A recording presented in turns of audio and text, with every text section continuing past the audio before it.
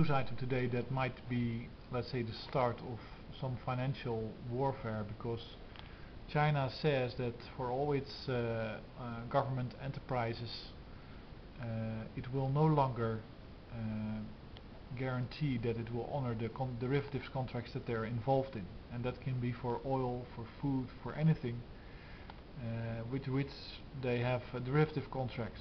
So let's say puts and calls on future prices for oil. They made huge losses on that. Of course, apart from the normal derivatives, which are futures, you could also have credit default swaps and all that kind of stuff.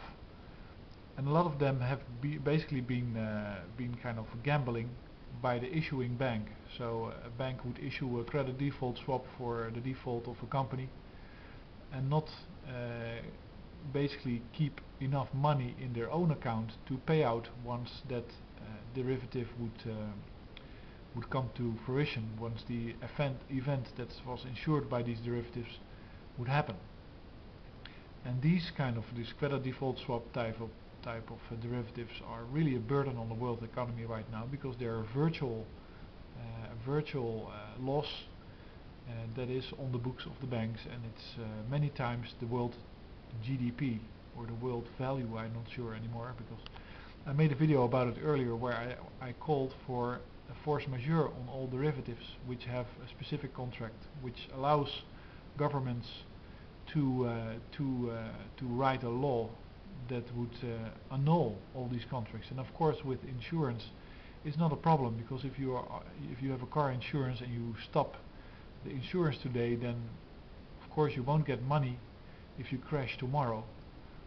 But it's not an immediate problem. You just stop paying your fee, your insurance fee, and that's it. Nobody is worse off. So that would be a very good thing.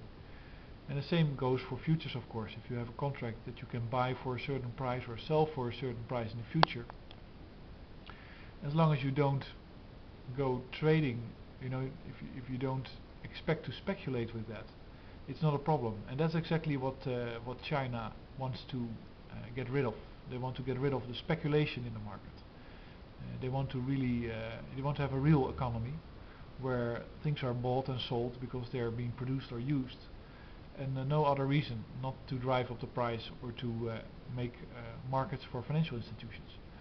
But it is a shot in front of the bow of the American and the UK and the European financial systems, and 5 major banks have been affected, and there might be retaliations, because it really reduces the value of the holdings of these banks if they have insurance sold to China, and they know that China will have to pay out on these insurance, on these derivatives, and China now tells them that they won't have a problem if they default. They don't see that as a problem. Then, well, that's a very frustrating thing for these banks, and they will be very angry.